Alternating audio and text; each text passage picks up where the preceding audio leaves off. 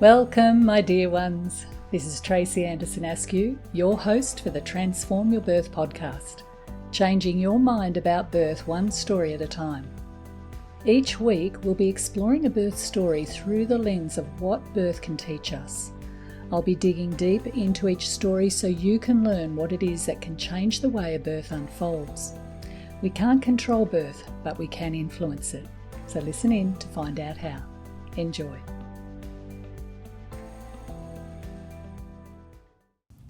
This is a powerful episode as it follows Tracey through what would end up being 3 births, all with big babies.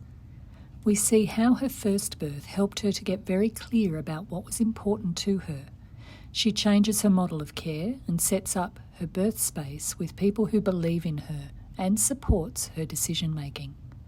This is a story of immense resilience, overcoming the noise of other people's opinions and bringing her full circle to the belief that her body can birth these big babies.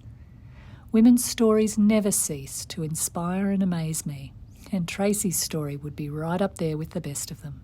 Enjoy. Welcome, everybody. Another week of the Transform Your Birth podcast. And you know, I'm incredibly blessed because I get to watch women change. And I often work with women for 1 birth, 2 births, 3 births, 4 births. It's wonderful. You get to watch how women continue to evolve and grow and get much clearer about what they will and won't tolerate as they become mothers, and fierce mothers. That's what we're designed to be, is fierce mothers, protecting our brood. And I have with me a woman with the same name as me, the gorgeous Tracey. And Tracey's had 3 babies, and she has great stories to talk about when it comes to what she's learnt having 3 babies. And I'm just going to do a bit of a spoiler at the very beginning. She's just given birth 10 weeks ago to her 3rd daughter at, let me tell you, 4.86 kilos. Yes, that is a big buffer of a baby. And that came out of her vagina. So Tracey's got much to share with us today. Hi, Tracey. Welcome. Thanks for coming. Thanks for having me, Tracey. Trace, let's go back to your first and second birth, because I really think they certainly influenced your 3rd birth, as most births do. How were you feeling when you were pregnant with your first, and what sort of preparation did you do? So looking back at now, Yeah. I actually had a pretty cruisy ride with my first. I was, physically very well. I was doing, regular exercise with preggy bellies, and I had a pretty uneventful pregnancy. In terms of preparation for that birth, the main preparation that I had done was the Transform Your Birth course, because one of my biggest concerns with having a baby at that point was really about my ability to cope with the labour. So I was looking for some support to actually help me with the labour and help prepare my mind to be able to have the baby at that point in time. Yeah. Were you feeling a bit scared about that? I was a little bit. I think my biggest fear at that point was I come from a family of big-headed people with big-headed babies. Right. And most of my family have had good-sized babies. They've all kind of been, around the 8-pound mark. There's a few exceptions to that, but the majority of them have been on the bigger side, but not exceptionally big. So I was a little bit worried. I wasn't so worried about, the weight. It was more the head size that I was concerned about. So that was a bit of a fear for my first. It's a common fear, Trace, like the this idea that how we're going to get this baby out. And when you get told you're up on those percentiles, the 90 whatever percentile, that in itself can create fear for the mother. But what the truth of it is babies come in all shapes and sizes. Their heads are made up of plates connected by soft tissue designed to mold. And so they kind of can shrink and compress given the right forces and the right pressures, and optimal positioning makes that a lot easier. But even with babies where their heads aren't optimally positioned, they can still be born because the head compresses. And the other thing people need to realize is that the pelvis expands. It's connected by these ligaments that get softened by a hormone called relaxin, making the pelvis very, very flexible. And so when women are upright and active and leaning forward, they're expanding that pelvis to its optimal size. And that's why positioning with big babies is really important, and women having the freedom to respond to the comfort of their labor in order to get babies through their pelvis. It's not big babies that get stuck. It's malpositioned babies that get stuck. Little babies can get stuck. So the whole big baby thing can really plant seeds of doubt. So Trace, you had this family history of great big brained babies, let's say that instead of big heads. When you did the Transform Your Birth course, how did that influence your feelings about that then? Yeah, it did really help kind of going through that basically that spiel that you've just done there, Yeah. and get a better understanding of how babies actually come through the birth canal. So I didn't feel as fearful about it. I still felt like I wanted to know what I was dealing with. Yeah. So I did regularly, well, not regularly, but I had asked my obstetrician a few times towards the end, how are we looking size-wise, just so I kind of knew, and knew whether or not, particularly the positioning was going to be super problematic for me. But at that point, I was kind of told, no, it's looking like a pretty normal, average to above average size baby, but we're not dealing with a huge baby. Was what I was told at that point. Right. And then what happened? So I was induced at 41 weeks. And why were you induced? What was the reason given? So basically, I was post dates. I was starting to feel quite uncomfortable and quite tired. My obstetrician and just the timing of it, you know, it was because I was 41 weeks, I think, must have been on the Wednesday. My obstetrician wasn't on the following weekend, and it was a long weekend. Right. She kind of encouraged me to be induced so that she was able to deliver, and not really knowing any better, I was really over it at that point and just wanted to kind of get on with it. And I was with a provider that I thought was looking out for me and looking out for my best interest. So I kind of went, no, I think I've got a good obstetrician who's thinks that this is the best thing for us. So let's go ahead with it. If I haven't gone into labour by 41 weeks, let's do the induction at that point, which in hindsight was not the best choice. Yeah, that's a tricky one, isn't it? Because we trust our doctors to, make decisions based on what they're observing and their skill and knowledge as an obstetrician. But I think it needs to be said sometimes that they're humans. They have a life as well, and sometimes it's more about what's convenient for them than what it is for the mother. So it doesn't sound like there was any real medical indications around being induced. But of course, No. when you're 41 weeks pregnant, Trace, with a dirty big baby in there, you're going to want to get the job done, aren't you? I can see why you would have agreed to it. Yep. Yeah. So how did that unfold, that birth? So I was induced with the gel. I had the first round of the gel, and I could feel I was having some contractions, but they were fairly mild. And then I had the second round of contractions, and a couple of hours in, I had a reaction to the gel, and I was starting to get contractions on top of contractions. Yeah. And it was at this point that the midwives called my obstetrician to come in and check on me. And as a part of that, they also wanted to do some monitoring, which is fairly standard practice for inductions, to monitor at least intermittently. And as a part of that monitoring, some D cells were picked up. And it was at that point, it was basically, we need to get this baby out. We need to go straight to theatre. They took the monitors off. And then we were waiting to go into theatre. So it kind of, to us, felt like a real emergency kind of situation. The reactions to the people that were around us and the advice that we were given, It was also very early in the morning. It was right on changeover of shift that this occurred, about 6 o'clock in the morning. So people coming in hadn't had their coffees. My obstetrician hadn't had their coffee. People weren't quite with it, I guess, Yeah. and which was just pure unluckiness. Um, and yeah, I ended up having a cesarean, and at that point, both me and my husband didn't quite know whether or not we were going to have a live baby. And it wasn't until we were Wow. just about to go into theatre that my obstetrician kind of provided me with assurances that it's going to be okay. And then when we got into theatre, they kind of moved so quickly with it that they actually forgot to bring my husband back in.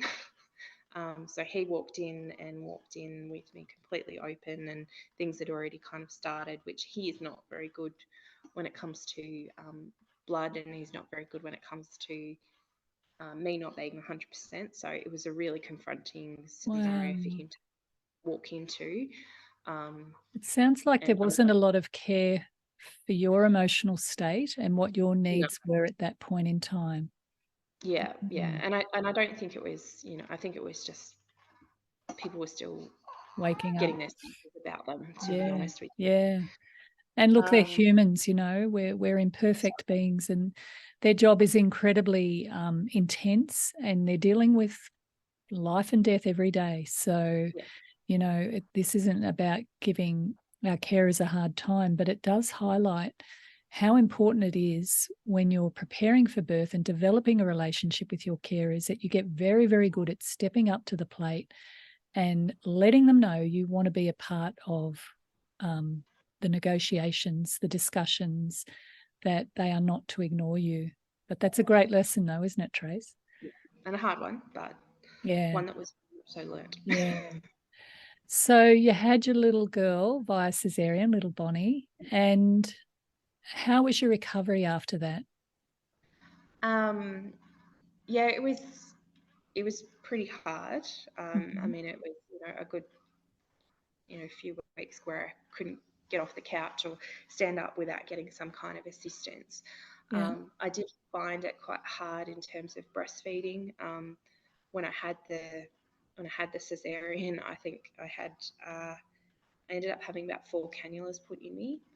Again, it was one of those things where the midwife had to go, the obstetrician had to go. It took them multiple times, multiple different channels to actually get a cannula in that was actually going to work, and it ended up being the anaesthetist who actually got it in. So in those immediate days, I had 2 cannulas in both arms. So trying to establish breastfeeding Yeah. was pretty hard. And I do remember, kind of 2 weeks in, just feeling really really emotional. And I actually said to my husband, if I'm still like this in a week's time, you need to take me to the hospital. Mm. Because I was conscious of the fact that there had been a history of postnatal depression in my family. Mm. And, that wasn't necessarily picked up early. So it was pretty hard. I did kind of bounce back. But it did take us a long time. And Yeah. there was a lot of processing that happened over Yeah. the You following. did you did a birth debrief with an independent midwife to look at your Yeah, notes clinically. You needed to become aware of what exactly was the decision-making process behind having the cesarean. And yeah, the decels that Tracey was talking about is a shortened version of deceleration. So they're worried about the stress on the baby and the baby's heart rate decelerating, only to find out that that wasn't the baby's heart rate they were measuring, it was yours. So the decision making was a little bit dodgy around that, but it had put you into a state of fear, hadn't it, around whether it your had. baby was going to be okay, which is an Yeah, awful thing to have in your birth. But women in labour, all they want to know, or giving birth, all they want to know is that their baby's okay. And you were worried about your bubby at that point. yeah. Mm. And like I have to say, like one of the things that really helped us during that, or helped me during that time period, when we were waiting to go into the theatre, because it did take quite a long time for the theatre to open up. And I didn't have the monitoring on me, so we didn't know. We had no feedback that we were getting along the Mm. way as to how things were going with Babe.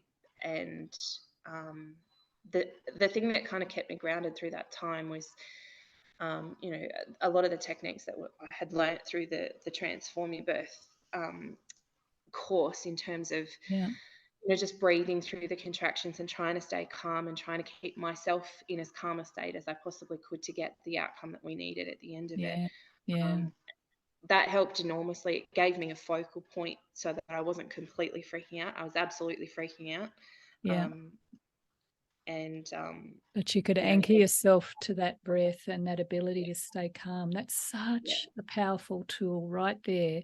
We talk a lot about breathing in the Transform Your Birth course and also in these podcasts. It's one of the, well, I call it the biggest tool in the toolkit, yeah, because by anchoring yourself to your breathing, you know that you're continuing to be the best physiological version of yourself that you can be. And when you've got a baby that you're not sure is okay, that is the best thing you can give your baby, is to yeah, be well oxygenated, which not only supports your body but supports the baby. That's huge, Trace, yeah, that you went yeah, through. Tracey also did a debrief with me and we worked through that emotionally. So as a result of that experience with baby number one, you went into having baby number two. Now, what were the decision-making things that happened as a result of that experience? What did you set up for baby number two?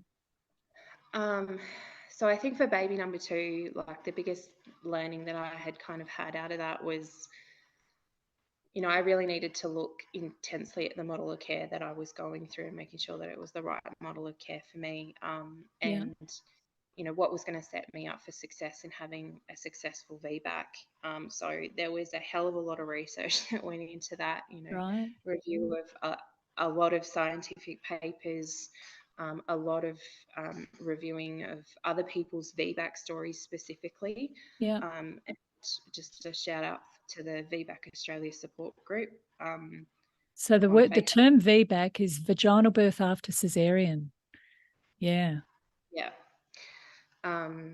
Yeah, so that group was incredibly helpful in terms of, you know, reading other women's stories who have had Mm. VBAC, but also unpacking the experience that has led to them having their first cesarean. Some of them, you know, are really horrific stories when you read them.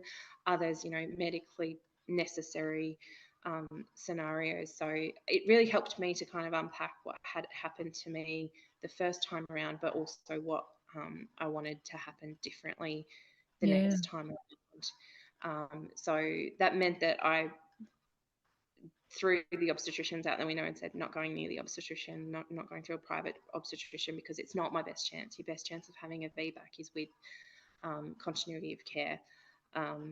So I this time went through the public system, Yeah.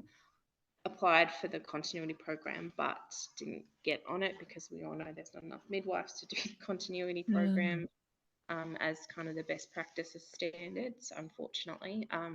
So as a result of not getting on the continuity program, second time around, I engaged a doula Yeah. um, to support both of us. Like, it was as much about supporting me during the labour as it was supporting my husband. That's wonderful. Yeah, doulas are a game changer, aren't they? If you can't get continuity in the public system, you can get continuity through a doula. Best money you'll ever pay. Yeah. Yeah. So having a doula this time round, how did that experience unfold? Tell us about your second birth. Um, Oh, and you also so did the refresher too, didn't you?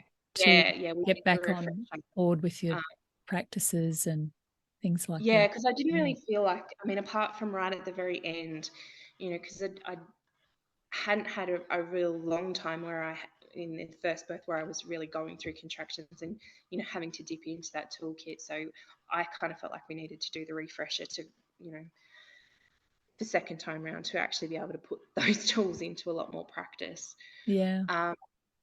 So second time round, I went past 41 weeks again. Um, I got a lot of pressure from the obstetricians the whole way through about inducing early, about going straight to a Caesar because I had had a previous cesarean. But then on top of that, I also had the factor of, you know, Bonnie was a 4.5 kilo baby. So she was big. They didn't want me going too long. And whilst they were supportive of me going for a VBAC, it was kind of tolerant of me going for a VBAC a lot of the time. The midwives, different story. They were like, "Yeah, go for it. Like, that's awesome that you're trying for a VBAC. Not enough women try for a VBAC."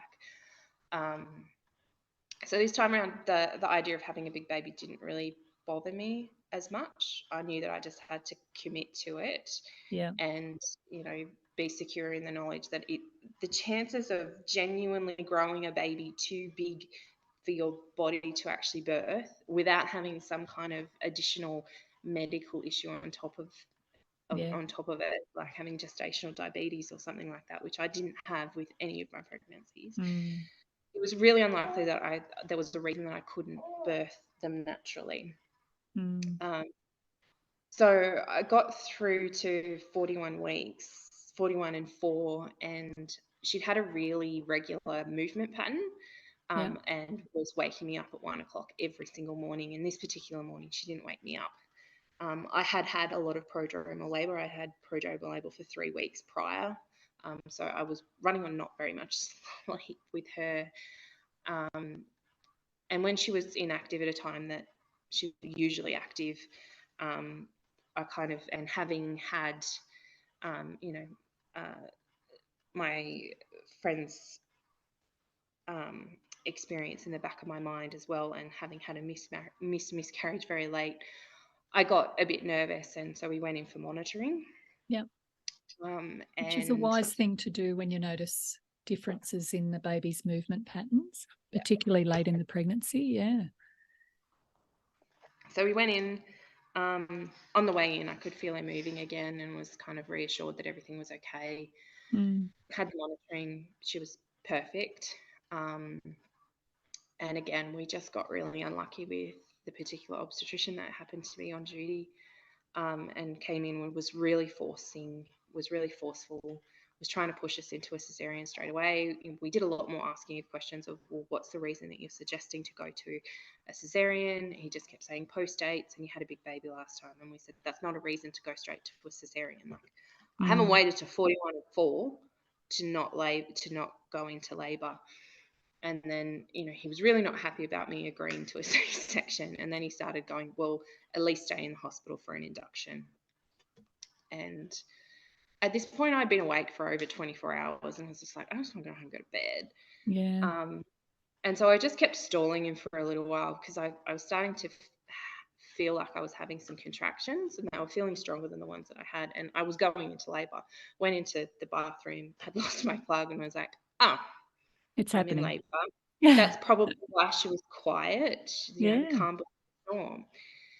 And I came out and said I wanted to go home, and this particular obstetrician, who was quite bullish, pulled the dead baby card, and it spooked my husband. And he said, the obstetrician had said, I do not recommend you going home. If you go home, it'll be against medical advice. You should be staying in the hospital. And then, we had to make a decision, and my husband was like, I don't think we should go home. So I then had to balance, what I wanted, which was just sleep, with, do I stay at the hospital and have the whole labour at the hospital, or do I have an anxious husband, and not have an anxious husband, or do I go home and have an anxious husband and probably not sleep as a result of it? So I chose to stay at the hospital. Because I couldn't deal with anxiety. Really tricky situation, isn't it? Because everybody in that room for the decision making all wants the same thing. You all want a beautiful, healthy mother and baby. The obstetrician, your husband, you, it's all, you're all on the same team. But when you look at that dynamic, you've got an obstetrician who always has to be managing labour, because to not manage it, they become medically negligent. So there's pressure on them to do things and to not push their opinion could come back to bite them if the outcome isn't good and they end up in a court of law. Because here's what happens: when we don't like the outcome, we go and sue people. And that puts a huge pressure on doctors, because we expect them to get it right all the time, and they're as human as what we are. So you've got a doctor who can see the risk from their perspective and has to do what they have to do as a doctor. And then, of course, you've got a husband who only wants the best for you and is dealing with his own anxiety around the concern with what happened with your first baby, having obviously the right to have a say. And then you've got to tune into you and your baby and your sense of what's right and what's wrong and manage all of that at the same time. So that was a huge thing to do. So yeah. So what ended up happening, Trace? Fill us in. So we stayed at the hospital. Things weren't really progressing in the early labour stages, and I think it was, I can't remember the time, but later that afternoon, I was having regular contractions, but in the end, agreed to having the balloon catheter. Yeah. So I did a lot of stalling of that obstetrician until Yeah. he off shift, and then the next one that came in was like, "Oh, you're in labour, cool. We'll just let you go." And I basically didn't see him the whole time. It Right. wasn't There you until go. Isn't that completely interesting? different, Yeah. completely changed. He was like, "Cool, I'll leave you alone."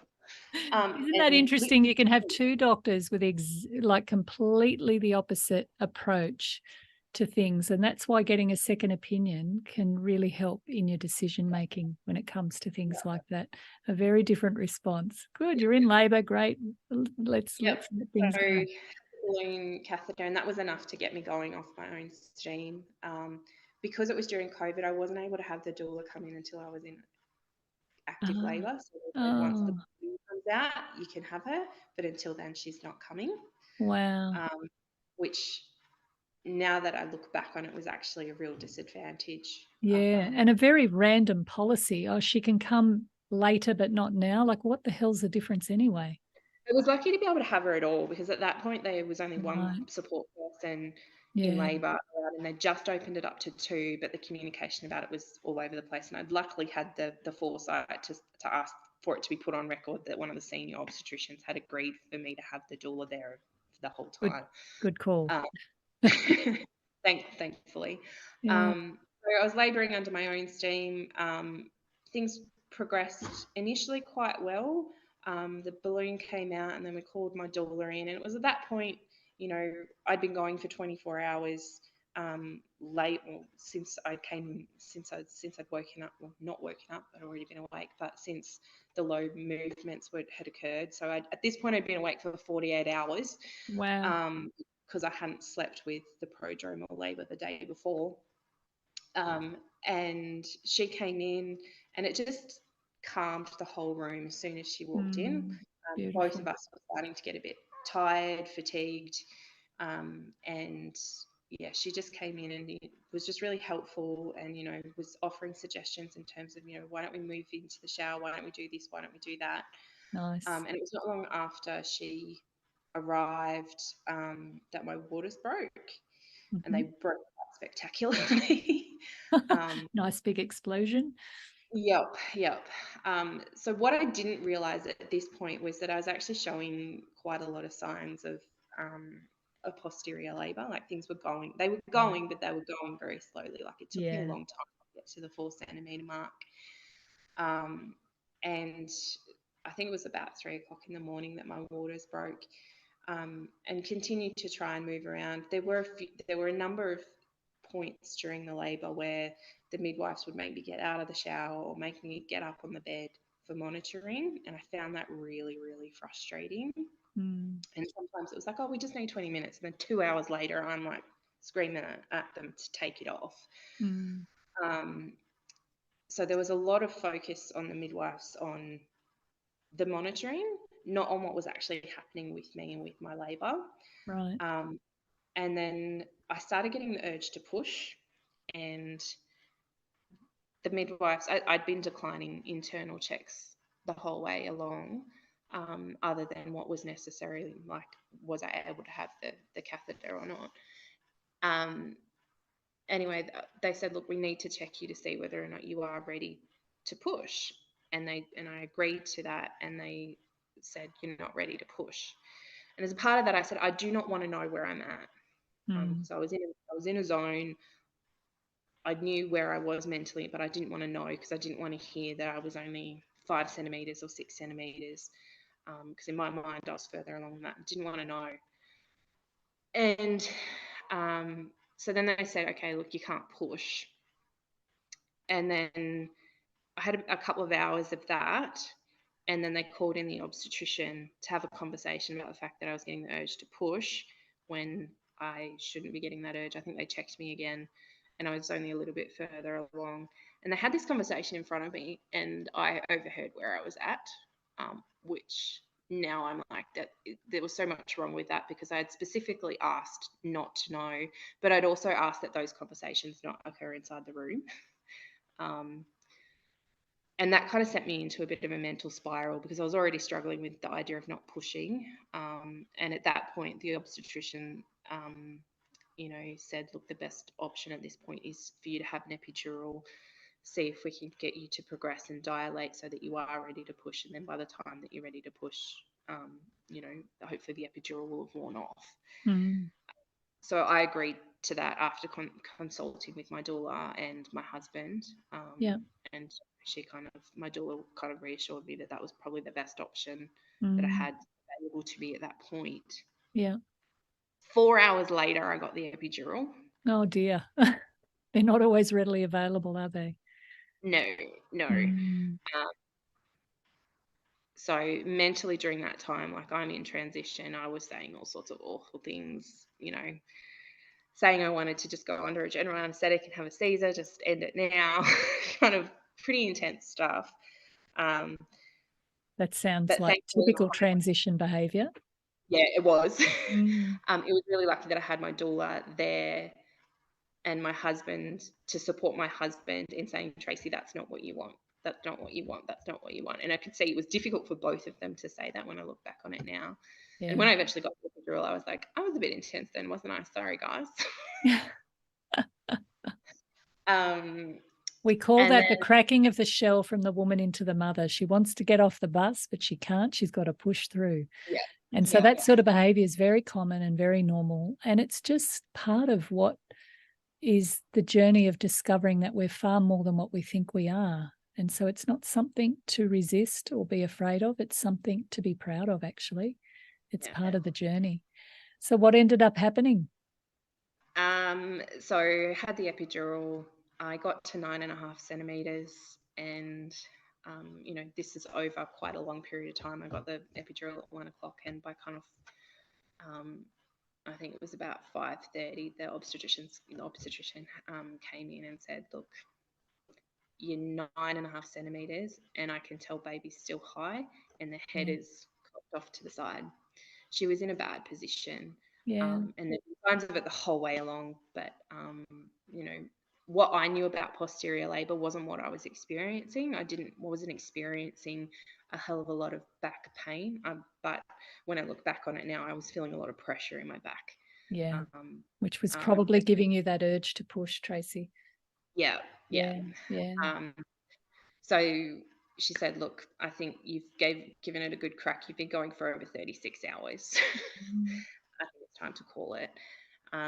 So you ended up with a cesarean, Tracey. That's a huge, huge journey and something to really honour the strength and persistence that you brought to your unique set of circumstances and to really be proud of that. I love that, the stories of resilience. And sometimes, the outcome can be disappointing, but never, ever forget it's not the destination, it's the journey. And the journey is what transforms us as women. And it certainly is part of what influenced your decision-making for baby number 3, isn't it? Yeah. Let's go to baby number 3 now. How did that unfold in the pregnancy? So again, pretty uneventful pregnancy. It was all pretty straightforward. I did have early on in the pregnancy. She was a surprise. She wasn't planned. So I found out I was pregnant when I had to have a kidney ultrasound. So that was a bit of a shock, and I found out in a bit of a confronting way because it was, I had my 2 kids with me, and that's how I found out I had the miscarriage. So it was a bit of a mind screw for me. My husband was also away. And then a couple of days later, I started to have quite a bad bleed. So I did have that happen at 5 weeks, and that kind of set me up for the first half of the pregnancy with me kind of being in denial about actually being pregnant, and I had an anterior placenta with her, so I couldn't feel her movements until quite late, and it wasn't really until about the 20-week mark that I was like, we are having a third kid. Game um, on. yeah. So a lot of the mental preparation didn't really start for me until close to the third trimester. I Mm, kind of knew that I was going to try for a VBAC again, because I knew from the last one that, I can literally labor for days, and I can literally do it, on zero sleep with low iron. And I was like, no, I'm not the problem in terms of the labor side of things. mm, I need the right support around me. I need yeah, my husband completely on board, and I need him a little bit more savvy around some of the pressures that you get with a VBAC, yeah, and particularly with a VBAC with a big baby. And I need help um, with the positioning side of things. So right from the beginning, I signed up for the continuity program, expecting that I wouldn't get in, and then got on to the continuity program this time. wonderful. Yeah, And it made a world of difference, to be honest, to have yeah, the same person you're dealing with the whole way along, to listen to your story and your backstory and the reasons as to why you want to go for a VBAC, mm, and to have someone actually back you the whole way through. So yeah, this time I didn't do the transform refresher, because after what I'd learnt from the second one was that I had a hell of a lot in the toolkit. yeah. Um, That's so we good. just needed to tweak some of the parameters around that. Mm, Um, and, me and my husband talked, dissected the second birth, and where he could help me a bit more. So I think we were both just more confident going into it, and knowing that yeah, we had the skills. It was going yeah, to be about having the right support and holding the space for me to yeah. be able to do what I need to do. Spot on. Yeah, that's everything, isn't it? Creating the right conditions for women to be able to respond optimally, physiologically to their labour and their birth. So you had that set up for baby number 3. So what happened on the day? Um, Did you have a in terms doula? Did you get another doula? No, I didn't this time. My doula from the second time has stopped doing it. She's taken a break for Right. personal reasons, and we undenied about it, and we both just felt like we didn't need it this time. Yeah, right. Because We you had both just, continuity of a known midwife. and we had confidence in ourselves as well. Yeah. After a lot of frank and difficult conversations as well, I Yeah. might add, but we just kind of felt that it was okay. So on the day, I'd had a stretch and sweep the day before, Mhm. a pretty awful obstetrician appointment. But thankfully, my midwife and my husband were both there for that appointment, and kind of helped me dismiss some of the things that were said in that appointment. So I had a stretch and sweep, and then I woke up about 1 o'clock that morning, having contractions, and I could tell that they were a bit more than what I had been experiencing. I think my then 2-year-old woke up. I went in with her for a little while, had a cuddle with her in the bed. Oh, that's Got nice. to a point, got to a point where I was like, I can't do this. I can't sleep. I can't lie down here anymore on a single bed with you anymore. I've got to get up. So I just got up.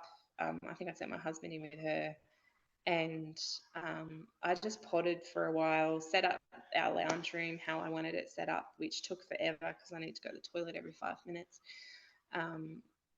And was just on the birth ball, on the exercise ball, with some music on, with some candles, for about an hour. And then I had called my midwife at this point to say it's happening. And she said, okay, call me back when you're kind of at this point. Tracey, how many weeks pregnant were you? I was 41 and 1. 41 and 1. Okay, Yep. interesting. Yep. And yeah, it seemed to go from kind of being okay to, I feel like I need help, within about the space of about an hour.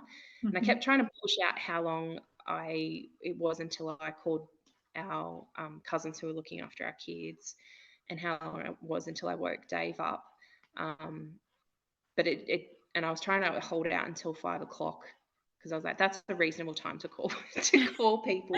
But I was also kind of just enjoying being on my own. Yeah, it can be Um, beautiful to do that, to just have that real tranquility and being on your yeah, own. The women do tend to yeah, like that. Yeah. yeah. But then because our cousins were out of town and they're on the other side of Canberra, it was going to take them an hour, so I knew I needed to time my window for calling them because I was going to be at least an hour before I could get to the hospital. So I called them about 4:45. They came, got here, I don't know, 5:30, quarter to 6. And then we left for the hospital after saying goodbye to the kids because they woke up, of course, right as we were walking out the door. Most awful car ride of my life. Oh, 30 minutes on country roads into Canberra Hospital. Met my midwife there. Did some initial checks. I don't think we even checked how far I was along at that point. I was just like, just get me into a room so I can get in the bath or the shower. yeah. Get to the birthing room, delivery room, and it's the same room I was in for my labour with Tilly, with my Wow. second. Yep. And mentally that kind of screwed me a little bit Oh, because interesting. it was kind of like I was like, this bloody well better not be an omen.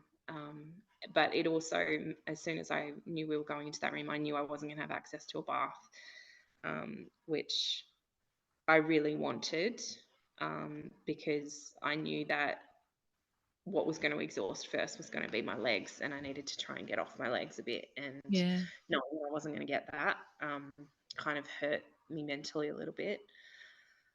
But I talked myself off that ledge pretty quickly, and said, different labour, different baby, it'll be fine. Things kept ramping up pretty quickly. Was in the shower, used the TENS machine a bit, changed positions. The obstetricians came in right at the beginning. I had a conversation with them. I know vaguely what the conversation was about. It was about risks of VBACs and uterine rupture and why I should have continuous monitoring. And in the end, I think I just went, yeah, okay, I'll have the continuous monitoring, which is not something that I wanted. And then they left, and my midwife said to me, I said, oh, so we've got to get the monitoring out now. And my midwife was like, let's just start with the Doppler. I'll get the monitoring if I feel I need it. And it was just something really little that she said, but it just showed how much more respect that I had in that space, having a continuity Yeah. midwife. She knew what I wanted. She knew that in that moment when I'd agreed to it to get them out of there. Yeah. And it wasn't really what I wanted. So it was really reassuring having her just that Mm. small act saying, I'm confident that we can use the Doppler and we'll use the monitoring when we need to use the monitoring. Yeah. So I think it was about 4 hours at the hospital before I started getting the urge to push. And at this point, I was pretty tired, and I said to my midwife, I'm getting the urge to push, and she's like, okay, let's check you. And I said to her at that point, it's like, if I'm not 8 centimeters, I need an epidural. I'm tired. I need a break. And she was like, you're 10 centimeters. And at Good that news. point, I thought I'd be really happy at that point, but I was actually like, I just need a break. Um, Well Sorry, done. and then she's like, "We can talk about an epidural if you want." And now I realise she was being a bit cheeky, Yeah. and I was like, "Oh, let's just keep going." So I was pushing for quite a while. I was pushing for over 2 hours. Yeah. But again, I was just allowed to kind of move and push in whatever position that I wanted to. I did fatigue, my legs fatigued, Yeah. and I said to my wife, I need to find another position that I'm not on my legs because I'm really tired. And she's like, oh, I really don't want you to move from the position you're in because you're pushing really, really well. And then she's like, I think we can mimic it on the bed. So I hopped up onto the bed and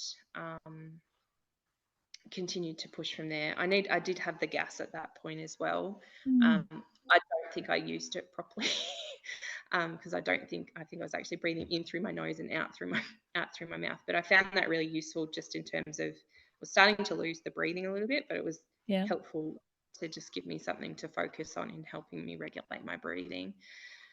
Pushed for about 2 and a bit hours. She brought a mirror in right towards the end, so I could see that I was actually progressing. And then I was fully dilated. She was crowning, and I just couldn't get her out that last little bit. And I was at that point for quite a while. And my midwife said to me, "I think you're going to need an episiotomy." And I kind of felt to myself that I did too. Yeah. So she called the obstetricians in. The obstetricians came in, and the ob gave me a local anaesthetic, and she was like, "Okay, I'm just about to do the episiotomy." And I was like, "Wait," because I could feel a contraction coming on, and my midwife just said to me, "Really big push, really big push," and that's what I did. And before I'd even opened my eyes at the end of that contraction, I hear the obstetrician say, "Oh, okay, I don't need to do it." And then when I open my eyes, her head's there. And it was at that point that I was, it was the first time that I kind of realized I was actually going to have a baby naturally. Yeah. I didn't really realize that how much doubt I had in my own ability up until that point. Right. Wow. And it was like, I'm actually going to do it. And then the This is next happening. contraction, my midwife had said to me at that point, she came around and was like, "Look, we've talked about the risk of shoulder dystocia. If that's going to happen, it's going to happen with this next contraction, and there'll be a lot of people in here really quickly. But what I need you to focus on doing, I need you to know that, but what I need you to focus on doing right now is a really big push so we can get this baby out and get this baby out quickly. So there's no, that was pretty much what she said. And with the next contraction, she was out and up on my chest. I didn't know what she was. I've had 3 surprise babies, haven't known the gender of them. And when she came out, it took me 5 minutes before I even checked if she was a boy or a girl, because I was just in shock that I'd had her. Wow. Wow. So Amazing. all in all, it was about a bit over 6 hours from getting to the hospital, less than Yeah. 12 hours total. So it was Yeah. pretty uneventful, pretty straightforward. And yeah, And was your perineum intact? I did have a tear, and I think that was partly the position that I was in, which I Mm. knew was got onto the bed, but it was kind of, that's a risk that I have. But if I stay on my legs, I'm going to fatigue to the point where, Yeah. go badly in another Yeah. way. So, Yeah.